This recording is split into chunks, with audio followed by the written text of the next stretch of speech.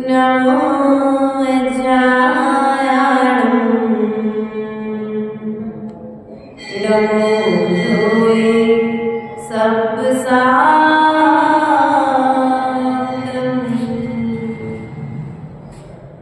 सत्त्वेषु गुणेषु प्रमोदं क्लिष्टेषु जीवेषु कृपापरकं माध्यस्ते भावं विपरीते व्रतौ सदा ममात्मानं विदधातु देव गुरुवामान्तिनो नित्यं ज्ञानिदैशनिनायिका चारित्राणवगम्भीरा मोक्षमार्गोपदेशिका।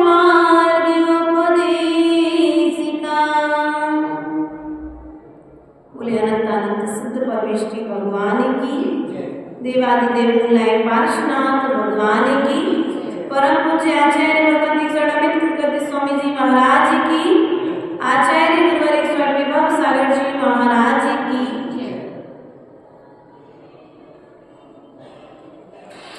प्रिय भागवत द्वादशांग मां जिनवाणी की आराधना यहाँ पर निरंतर चल रही है और आत्मोपलब्धि का उपाय आचार्य भगवंत अमित गति स्वामी सामयिक पाठ के माध्यम से हम सभी भव्य जीवों के कल्याण के लिए उपदेश प्रदान कर रहे हैं। आचार्य भगवंत की इस प्रथम कारिका में आज हम सभी प्रवेश करेंगे और आचार्य भगवंत के भावों को समझने का प्रयास और पुरुषार्थ करेंगे। आचार्य भगवंत प्रथम कारिका के माध्यम से क्या कहना चाहते हैं? सत्त्वेषु मैत्रीं गुणेषु प्रमोदं क्लिष्टेषु जीवेषु कृपापरकं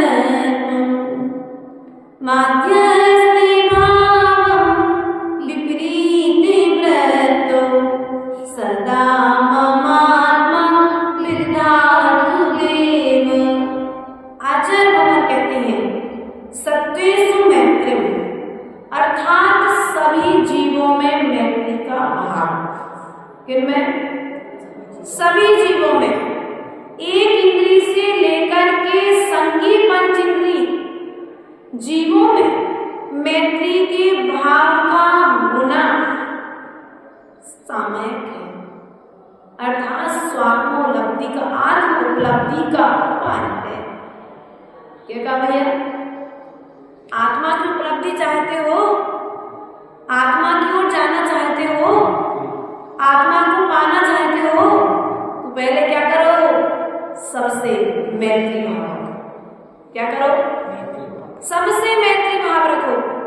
एक इंद्री से, दो इंद्री से, तीन इंद्री से, चार इंद्री से, पंच इंद्री से, किन किन से मैत्री भाव रखो?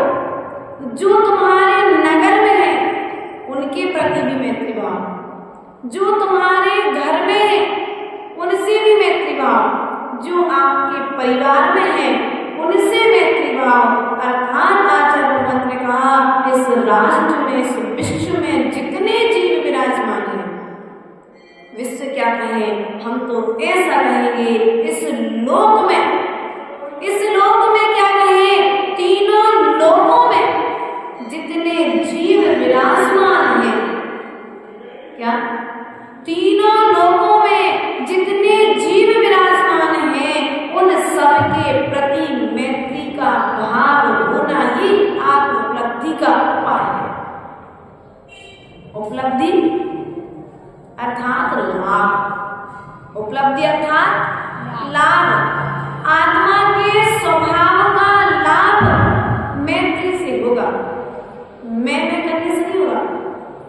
क्या मैंने ऐसा किया, मैंने ऐसा किया, तुमने ऐसा किया, तुमने ऐसा कर दिया, तुम ऐसा नहीं करते तो ऐसा नहीं होता, नहीं। इन भावों से तुम्हारे लिए आत्मा की उपलब्धि नहीं होगी। यदि आत्मा की उपलब्धि चाहते हो तो प्रत्येक जीव के प्रति, जो तुम्हारे आसपास है उनके प्रति, और जो तुम्हारे आसपास नहीं है उनके प्रति, जिनको आप जानते हैं उनके प्रति, जिनको आप नहीं जानते हैं उन सब जीवों के प्रति मैत्री का भाव होना ही आत्म उपलब्धि का उपाय है।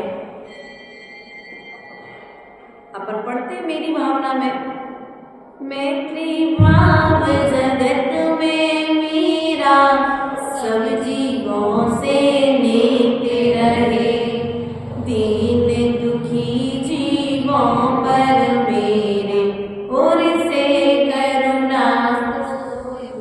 क्या कहा? मैत्री भाव जगत में मेरा, सब जीवों से नेक रहे, अर्थात जितने भी जीव हैं सबसे मेरा बैर का भाव नहीं रहे, दुश्मन का भाव नहीं रहे, मैत्री का भाव रहे। और जहां पर मित्रता होगी, जहां पर शत्रुता नहीं होगी, वहां पर जीवन में हमेशा लाभ होंगे। क्या होंगे?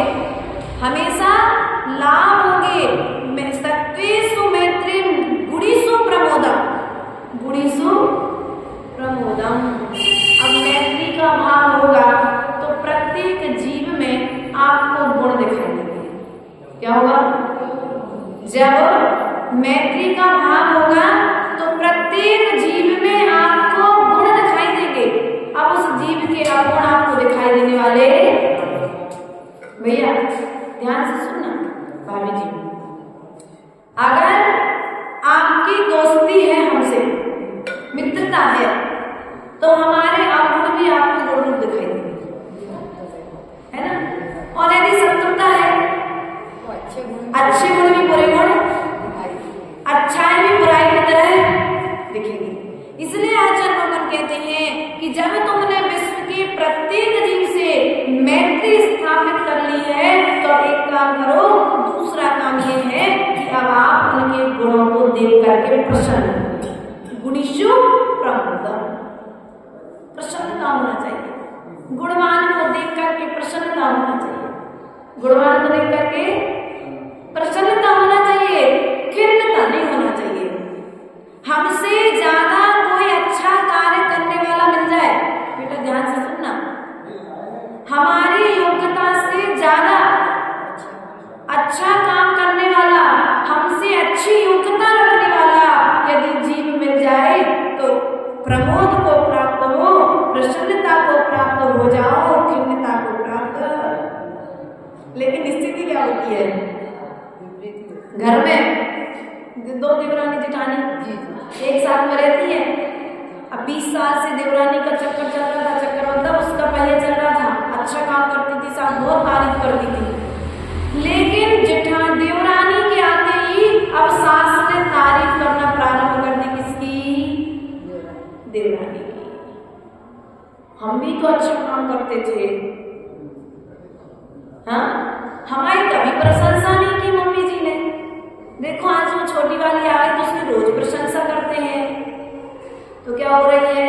ये हमें भी मालूम है कि सामने वाला अच्छा काम कर रहा है, लेकिन दूसरे के गुणों को देख करके हमारे मन में खिन्नता उपलब्ध हो रही है, तो समझ लेना कि तुम्हें आत्मा की उपलब्धि होने वाली।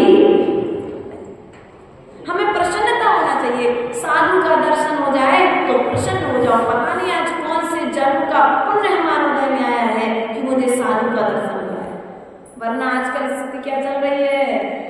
किन्हीं किन्हीं नगरों में, कहीं कहीं स्थानों में देखने में आ जाता है, साधु आ गए तो भगवान चौका लगाना पड़ेगा, प्रवचन सुनने जाना पड़ेगा, ऐसा बाहर सा हो जाता है कई कई जगह पर। लेकिन जो आत्मा की उपलब्धि चाहते हैं, अर्थात कर्मों की निर्जरा करना चाहते हैं, वे क्या करते हैं? हैं?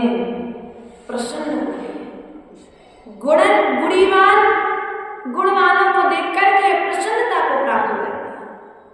और जो अवगुणी होते हैं, जो स्वयं अवगुणों से भरे हैं, वो एक दूसरे गुणवान को देख करके प्रसन्नता को प्राप्त नहीं होते। खुशी होना चाहिए। घर का बच्चा अच्छा काम करता है तो प्रसन्नता होती है, और यदि पड़ोसी का बच्चा अच्छा काम करे तो कौन सी बड़ी बात है, हमारा बच्चा भी तो कर लेता, उत्साह बढ़ना तुमने नहीं, ऐसा नहीं। जितनी प्रसन्नता तुम्हें तुम्हारे बच्चे के फर्स्ट डिवीजन पर होने वाली थी, उतनी ही प्रसन्नता तुम्हें पड़ोसी के बच्चे के प्रति भी रखनी पड़ेगी, अगर उसका भविष्य आगे बढ़ाना है। साधु को देख करके, त्यागी को देख करके, व्रती को देख करके प्रसन्नता होना चाहिए, सौभाग्य मानना चाहिए। अपने से अधिक गुण वाले को देख करके खिन्न मत हो, दुखी मत हो, मुख मलान मत करो, उपहास मत करो, उसके अच्छे कार्य की अनुमोदना करो। क्या अनुमोदना करो। एक जगह पर विधान चल रहा था और बड़े उत्साह के साथ छोटे से गांव ने मिलकर के विधान किया। उसकी चर्चा दूसरे नगर में हो रही थी, उस नगर में भी विधान चल रहा था। तो सामने वाले ने कहा, देखो छोटा सा गांव और इतना अच्छा विधान कर लिया। तो जो दूसरे की प्रसन्नता नहीं सुन सकता था, वह जीव कहता है, ऐसा कौन सा बड़ा काम किया, हम भी तो विधान करते हैं। क्या होगा? विधान करना कोई बड़ी बात थोड़ी ना है। अब क्या हुआ? सामने वाले को सर, बल्कि उसको तो अपने प्रशंसा सुनने की भूख थी ना। क्या थी? अपनी प्रशंसा सुनने की जिसको भूख है, वह दूसरे की प्रशंसा सहन नहीं करेगा, अर्थात दूसरे का गुणानुवाद सहन नहीं करेगा। उसे दूसरे का गुणानुवाद भी शत्रु की स्तुति की तरह लगेगा। इसलिए प्रयास करो, गुणवान को देख करके प्रसन्न हो जाओ। क्लिष्टेषु जीवेषु कृपापरत्वम्। आचार्य भगवान क्या कहते हैं? दुखी जीवों पर करुणा करो। क्या करो? दुखी जीवों पर, दुखी जीवों पर। और हम क्या करते हैं? करुणा नहीं करते। हमारी करुणा किन पर बरसती है? जो सम्यक दृष्टि श्रावक होगा, वह करुणा भाव से भरा हुआ होगा। देखो जीवनधर कुमार का जीवन परिचय। जीवनधर कुमार भावी मुनिराज एक तड़पते हुए कुत्ते की आवाज को सुनकर के, स्वान की आवाज को सुनकर के उस जीव के लिए नमोकार मंत्र सुनाने चले गए, और वह जीव भी मर करके नमोकार मंत्र के प्रभाव से स्वर्ग में जाकर के सुदर्शन नाम का देव हो गया। यदि जीवनधर कुमार करुणा नहीं रखते तो क्या वह सुदर्शन नाम का देव बनता? और उसी सुदर्शन नाम के देव ने आकर के जब जीवनधर कुमार के लिए काष्ठांगार ने सूली पर चढ़ाने की आज्ञा दे दी, अर्थात मृत्यु दंड की घोषणा कर दी, तो सुदर्शन नाम का देव स्वर्ग से आकर के जीवनधर कुमार को ऊपर के ऊपर लेकर के चला। प्रिय बंधु, कब कौन हमारा रक्षक होगा इस बात का कोई भरोसा, और कब कौन हमारा भक्षक होगा इस बात का कोई भरोसा। इसलिए प्रतिपल जब तुम्हें करुणा करने का अवसर मिले, बेटा माता जी बुला रहे, दोनों आ जाओ। क्या कहा? जब जब तुम्हें करुणा करने का मौका मिले, एक इंद्रिय से लेकर के पंच इंद्रिय जीवों पर, क्या कहा? एक इंद्रिय से लेकर के पंच इंद्रिय जीवों पर जब जब तुम्हें दया करने का मौका मिले दया करना। हमारा घर वाला परिवार वाला कोई होगा तो डमकार मत सुनाएंगे नहीं। जिस परिवार की सेवा में तुम जीवन भर लगे हो वो परिवार पता नहीं अंतिम समय में डमकार मत सुनाएगा कि नहीं सुनाएगा। लेकिन किसी जीव को यदि तुम रास्ते चलते डमकार मत सुनाओगे ना तो हो सकता है उस डमकार मंत्र के प्रभाव से स्वर्ग चला जाए और अंतिम समय में तुम्हारे लिए डमकार मंत्र सुनाने आ जाए। इसलिए रास्ते चलते कभी कोई जानवर मिलते हैं, कभी कुत्ता मिलते हैं, कभी कोई बिल्ली मिलती है, कभी कोई सांप मिलते हैं, कभी कोई चिड़िया आदि अगर मिल जाते हैं और अंतिम श्वास उनकी चल रही है तो 10 मिनट गाड़ी रोक करके पहले उनके ऊपर करुणा भाव रख करके उनके ऊपर कृपा कर देना। वह तुम्हारे द्वारा किया गया दया भाव अगले भाव में तुम्हारे लिए फल देने वाला होगा।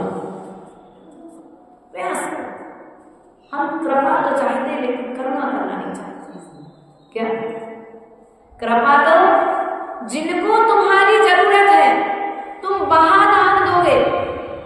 साक्षी क्या कहा, ध्यान से सुनना, जहां तुम्हारी दान की जरूरत है रास्ता, जहां तुम्हारे दान की जरूरत है वहां दान दोगे तो महिमा गाई जाएगी।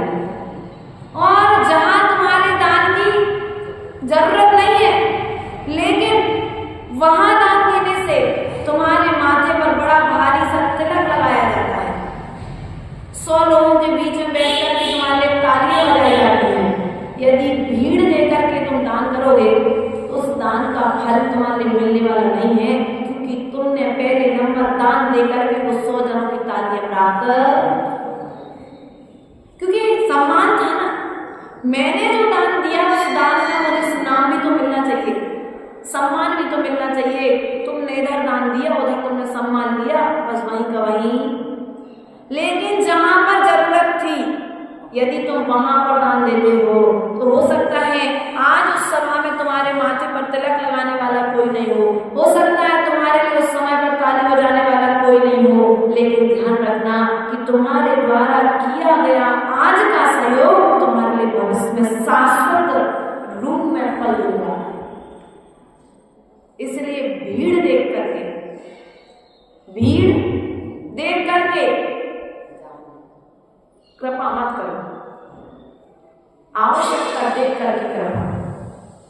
क्या हमारी आवश्यकता कहां पर है, हमारी जरूरत कहां पर है, जहां पर यदि एक गरीब घर में विवाह हो रहा है वहां पर ले जा करके तुम 100 रुपए की साड़ी दोगे तो तुम्हारी कद्र होगी। देखो सेठानी जी आई थी, आज 100 रुपए की साड़ी देंगे, तुम्हारा आना ही मात्र उसके लिए सौभाग्य हो जाएगा, प्रसन्न हो जाएगा। लेकिन एक बहुत बड़ा अरबपति आदमी का मुल्ताई का, आप उसके घर पर बड़ी 10,000 रुपए की साड़ी लेकर के गए, अरे तो है आगे रखो, कद्र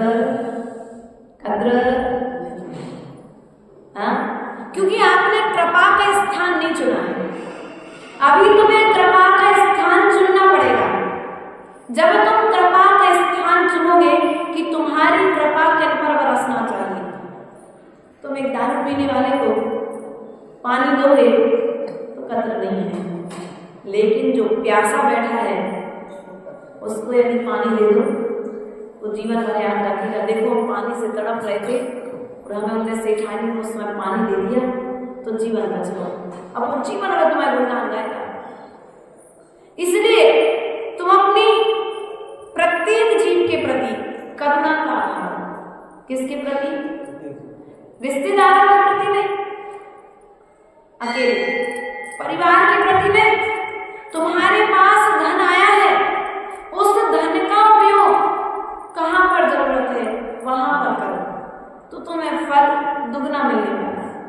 और यदि तुमने उस धन का उपयोग मान सम्मान की भूख के बुझाने में यदि कर दिया तो कुछ विशेष फल की प्राप्ति होने वाली नहीं है। क्लिष्टेषु जीवेषु कृपा परत्वम, अर्थात दुखी जीवों पर करुणा भाव करना, माध्यस्थ भाव क्या कहा? विपरीत वृत्ति वालों के प्रति मध्यस्थ हो जाओ। क्या हो जाओ? मध्यस्थ हो जाओ। आप बार बार सामने वाले का अच्छा करते हैं और सामने वाला बार बार आपका बुरा करता है। ऐसी कई घटना नगर में होती है ना। माँ अपने बच्चे को बार बार समझाती है कि बेटा पाप नहीं करते, चोरी नहीं करते, नशा नहीं करते, जुआ नहीं खेलते, वेश्यागमन नहीं करते, लेकिन फिर भी यदि बच्चा नहीं मानता है तो आप मध्यस्थ हो जाओ। भैया तुम्हारी करने का फल तुम्हें मिलने वाला।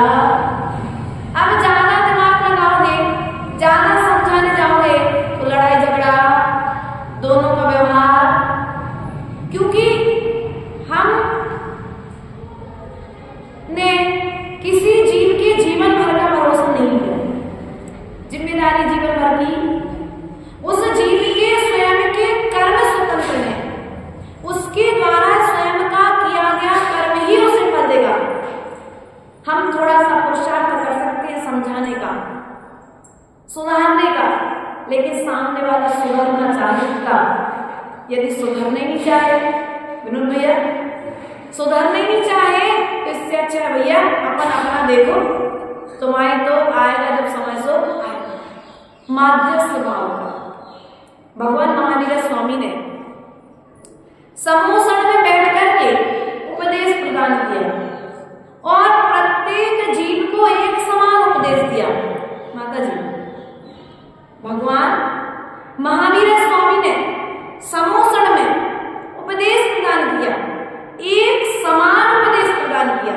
भेदभाव नहीं किया, गौतम गणधर को अलग से और सामान्य श्रावक जो बैठे उनको अलग से, सबको बराबर से दिया, लेकिन प्रत्येक जीव का कर्म का फल स्वतंत्र स्वतंत्र था। नाना जीवन नाना कर्मा, नाना तरह के जीव थे और उन जीवों के नाना तरह के कर्म थे। इसलिए विनोद भैया ज्यादा परेशान नहीं होना, समझाना, एक समय तक मौन हो जाना, अपने परिणाम खराब ना हो इतना समझाना। जहां विशुद्धि घटे, परिणाम खराब हो, वहां पर समझाना बंद कर देना। उस जीव को उसके कर्म पर छोड़ देना, क्योंकि कुछ सबक समय सिखाता है। हमने हर किसी को सिखाने की जिम्मेदारी लेकर के आज धर्म की महिमा जीव को समझ में नहीं आ रही है, कोई बात नहीं। जब दुखों की मार पड़ेगी, जब संकट के बादल छाएंगे, उस समय याद आएगा कि शायद हमने यदि धर्म कर लिया होता तो शायद आज मेरे जीवन में ये दुख नहीं आता। आप बच्चे को कहते हो बेटा अभिषेक करने जाओ, लेकिन बच्चा कहता है अरे पापा जी अभी नहीं, थोड़ी देर बाद जाएंगे। थोड़ी देर करके क्या करता है, वो समय पूरा निकाल देता है। समय पूरा निकल जाता है और जैसे समय निकलता है आप उठ करके जाएगा तो क्या होगा, भगवान के मंदिर के दर्शन मिलेंगे, लेकिन अभिषेक करने। अब जब उसे अभिषेक की महिमा का ज्ञान होगा, जिनेंद्र भगवान के अभिषेक की महिमा का ज्ञान होगा, तो फिर वह अभिषेक करे बिना रह नहीं पाएगा। इसलिए विपरीत वृत्ति वालों के प्रति सांप देखा क्या करते हो, सांप को भगाते हो, बुलाते हो हैं घर से, और यदि आ जाए तो जा रहा हो तो प्रसन्न हो जाते हो।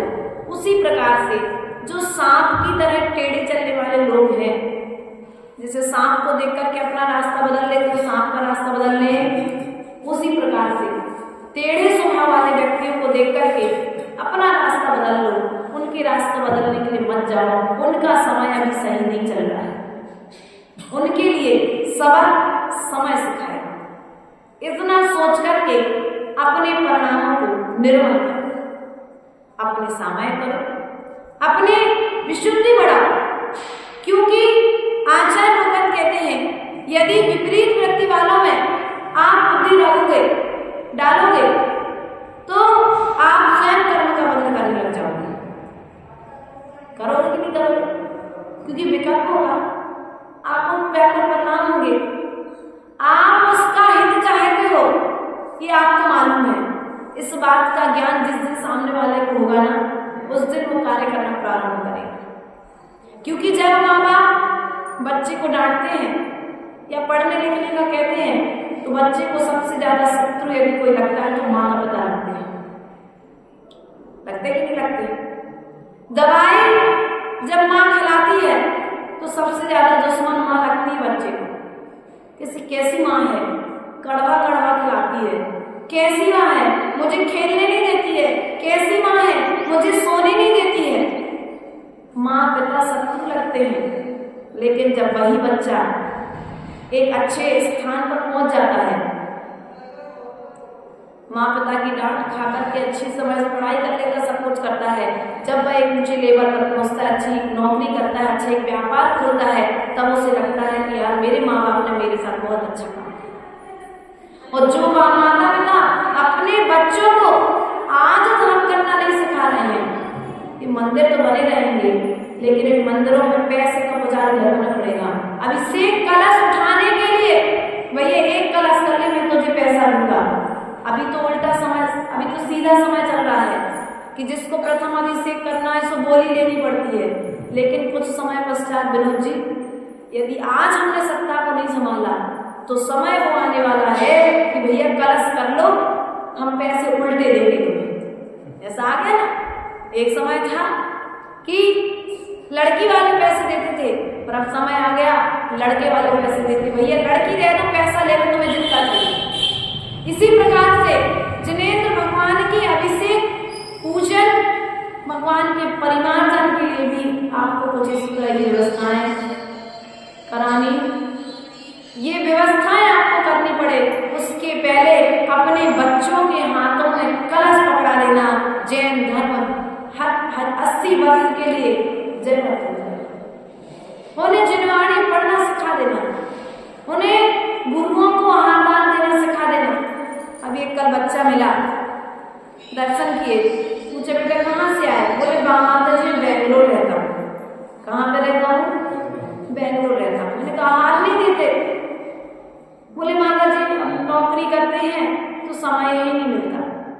अब क्या किया हमने, यदि धर्म की महिमा सिखाई होती तो जब नौकरी से फ्री होता तो धर्म करता, लेकिन हमने पैसा कमाने की कला सिखाई है, सो बच्चे पैसे कमा रहे, धर्म की और उनकी दृष्टि। लेकिन यदि जीवन में सुखी होना है तो धर्म करना भी सिखाओ और पैसा कमाना भी सिखाओ। सबसे पहले धर्म करना सिखाओ। धर्म जो करेगा उसके पुण्य से उसके पास पैसा आ जाएगा। क्योंकि धन्य कुमार का चरित्र हमने आपको बताया था कि उस धन्य कुमार ने पूर्व जन्म में बहुत अच्छे बड़े बड़े जिनालय बनवाए थे, बहुत पूजा करवाई थी, मुनिराजों को बहुत आदान दिया था। तो उस धन्य कुमार के जन्म के साथ ही माता पिता को धन की प्राप्ति हो क्या? लेकिन हमारी स्थिति उल्टी है कि हम सोचते हैं कि पहले हम धन ले लेंगे। एक प्रदीप जी थे थांदला में, प्रदीप जी, हमने उनसे कहा प्रदीप जी धर्म किया करो, तो बोले माता जी हम धर्म करते हैं, लेकिन यदि धन नहीं कमाएंगे तो दान नहीं दे पाएंगे, इसलिए हम दान देने के लिए धन कमाते हैं। तो इसी बात के लिए हमने आचार्य भगवंत पूज्यपाद स्वामी से पूछा कि आचार्य भगवान क्या ये सही है दान करने के लिए धन कमाना? तो आचार्य भगवंत बोले, इस गाथा का हम आपको हिंदी में बता देते हैं। तो आचार्य भगवंत पूज्यपाद स्वामी बोले कि यहाँ तो बात ऐसी है कि पहले कीचड़ में पांव डालो और फिर पानी से धो ही लेंगे। तो जितना पाप तुम कर रहे हो उस पाप को पहले पाप का अर्जन करो, फिर बाद में उसको धर्म करके धोएंगे। तो ये गलत बात है, ये सही बात नहीं है। अर्थात तुम पहले नंबर धर्म करो, धर्म के प्रभाव से धन मिलेगा। लेकिन हमने पैसे से धर्म करना हमारा, लेकिन पूर्व के लोग क्या करते थे? धर्म से धन कमाते थे, और आज के लोग धन से धर्म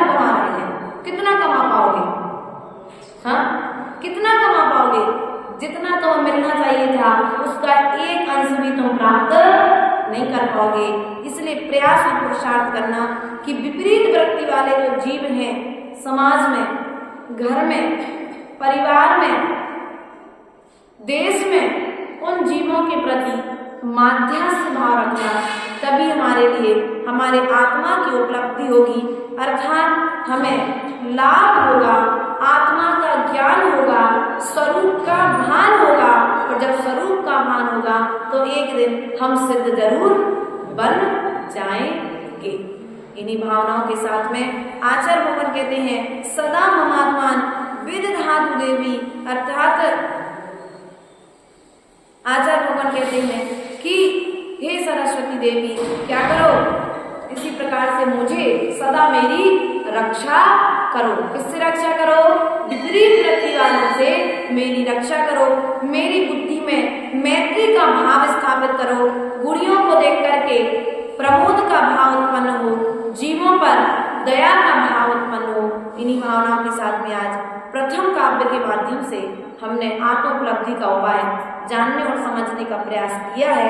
बोले परम पूज्य आचार्य गुरुवर 108 विभव सागर जी महाराज जी की, अहिंसामय विश्व धर्म की जय। सभा में आने वाले समविसरण जाते, धर्म देश न सुनने वाले